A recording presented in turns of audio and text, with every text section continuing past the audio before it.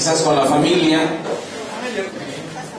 la palabra de Dios, y llegar aquí el domingo y en nuestros respectivos grupos tener un tiempo para retroalimentarnos, para poder compartir, y después de ello poder tener una aplicación final, una charla, para afianzar un poco lo que durante la semana cada uno de ustedes estudió. Yo les pido por favor que inclinemos nuestras cabezas y oremos al Señor en esta mañana, o en esta tarde ya.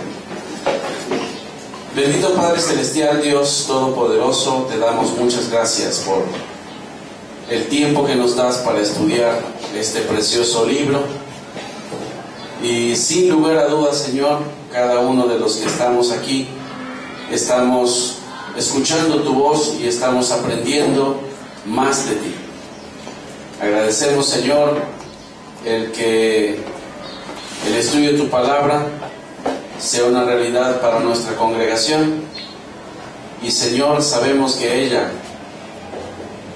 es la que es usada por tu Espíritu para transformar nuestras vidas. Agradecemos mucho por este Evangelio, agradecemos mucho por la obra de tu Espíritu Santo en nosotros, en el nombre de Cristo Jesús. Amén.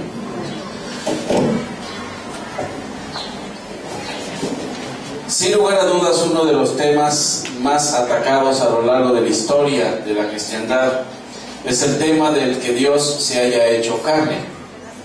No es nuevo lo que hoy día ciertas sectas, o en particular una que con mucho auge se ha introducido en nuestro país ya en los últimos años, ha tratado de negar, de rechazar la enseñanza bíblica del Dios hecho carne.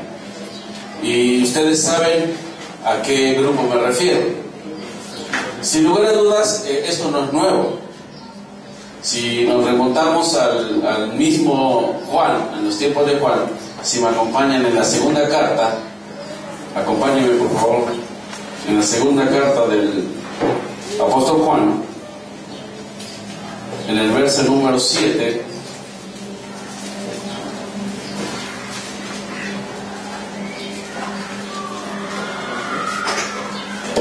dice lo siguiente: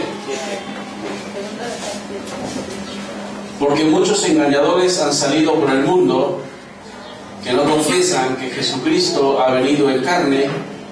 Quien esto hace es el engañador y el anticristo.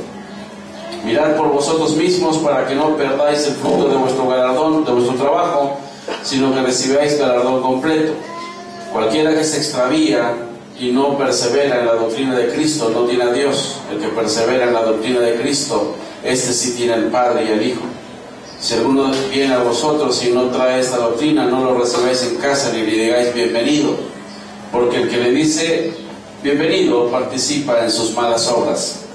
El tema de Juan en su primera carta es muy claro: la enseñanza de que Jesucristo no era Dios, o que en el mejor de los casos Dios lo poseyó después de haber sido engendrado y lo abandonó previo a su crucifixión, y como tanto murió como un hombre, no es nuevo. Se enseña o se cree desde mucho tiempo atrás. O el hecho mismo de que se piense que Jesucristo es un ángel, ¿verdad? No es nada nuevo, se ha enseñado desde tiempos pasados. Y el escritor aquí en este libro utiliza el término Jesucristo. Y el término es el término compuesto, es el término adecuado para hablar de ese tema. Porque Jesús es Salvador y Cristo es ungido, ¿verdad? Entonces, Él es el ungido de Dios, el Salvador del mundo.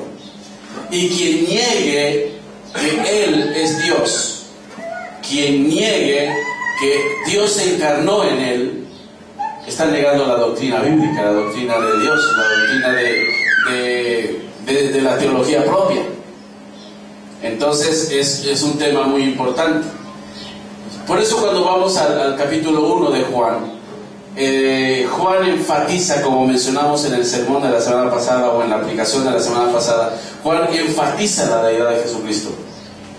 Y si bien hoy vamos a tocar más o menos los mismos versos, hoy solamente vamos a verlo con otra perspectiva, ¿verdad? Ya la semana pasada explicamos acerca de que Jesucristo es Dios, el Dios hecho carne, ¿de acuerdo?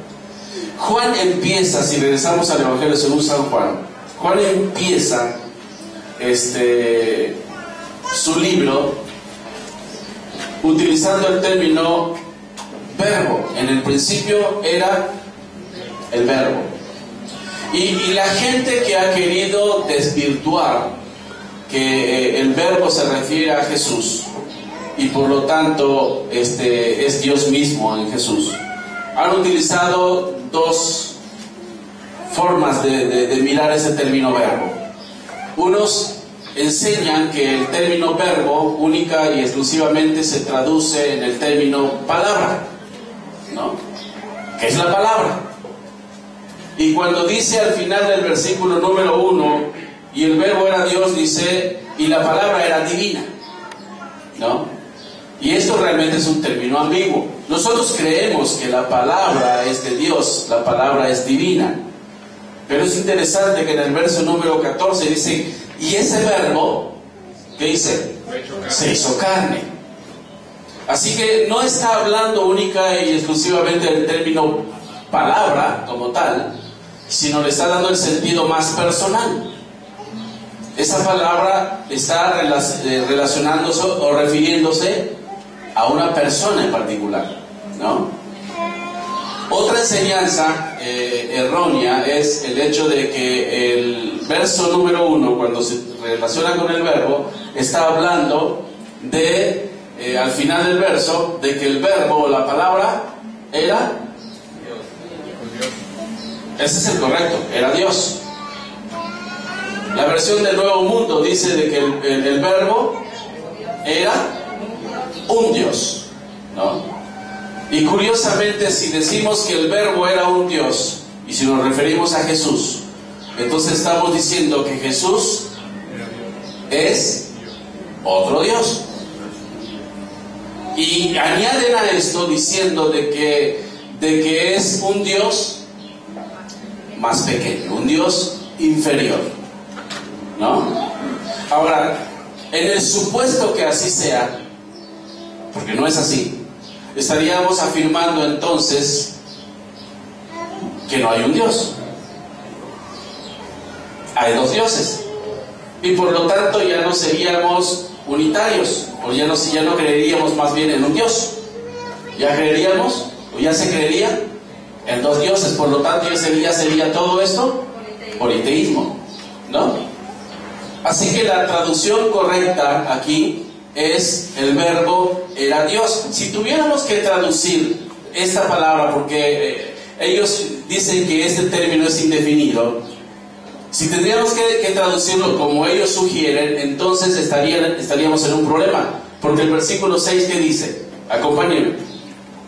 Tendríamos que traducir de esta misma manera. Dice así: hubo un hombre enviado, sería por un Dios, o enviado de un Dios.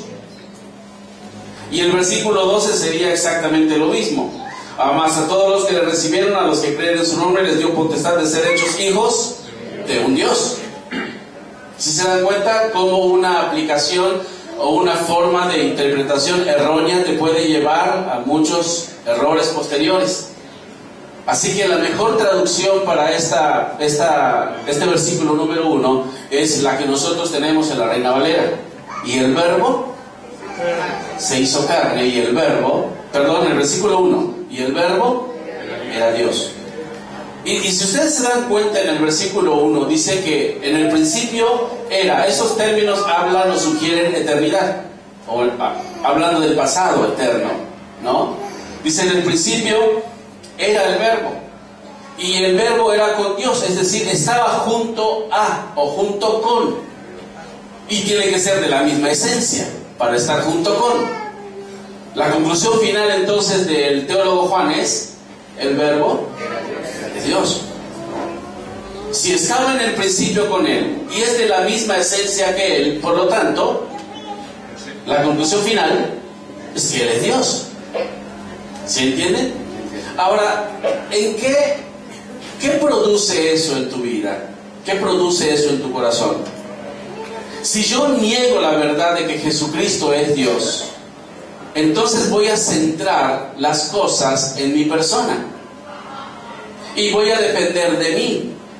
Y tampoco eso es nuevo, porque la filosofía de la religión es: ¿qué tengo que hacer yo para poder lograr la vida eterna? ¿Qué tengo que hacer yo? Si yo elimino la verdad de la deidad de Jesucristo, entonces la salvación y la vida eterna ya descansa ¿en quién? En mí, en lo que yo puedo hacer. ¿Se dan cuenta de la sutileza del diablo en querer desvirtuar esta tremenda doctrina de la deidad de Jesucristo? Así es que la pregunta es, bueno, ese verbo que en el versículo 14 dice: se hizo carne y habitó entre nosotros y vimos su gloria, gloria como la del unigénito del Padre, lleno de gracia y de verdad. Y si entendemos esto como que Él es el Dios hecho carne, la pregunta es: ¿en qué me afecta a mí? ¿En qué me afecta en mí no creerlo? ¿Y en qué me afecta a mí el creerlo? ¿Sí entienden? ¿En qué me afecta a mí creerlo? Dice el versículo 3: todas las cosas por Él fueron hechas. Todas las cosas por Él fueron hechas. Una pregunta de la filosofía es: ¿por qué existe algo? ¿Por qué existe algo y no la nada? ¿Qué respuesta daría? El cristianismo, ¿qué respuesta tiene a esto? ¿Por qué existe algo y no la nada? Porque hay un creador, porque hay un Dios, ¿verdad?, que creó las cosas. Y entendemos en este pasaje que Jesucristo es el agente creador. Por lo tanto, todo lo que vendrá después de esta declaración tiene que ver con Él, no con quién, no con nosotros. Tiene que ver con Él. El verbo se hizo carne. Ahora, vamos al capítulo 17, versículo 5, si me acompañan.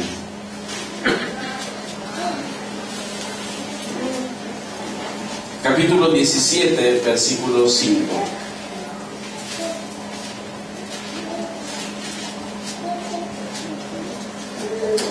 Ahora pues, ¿qué dice?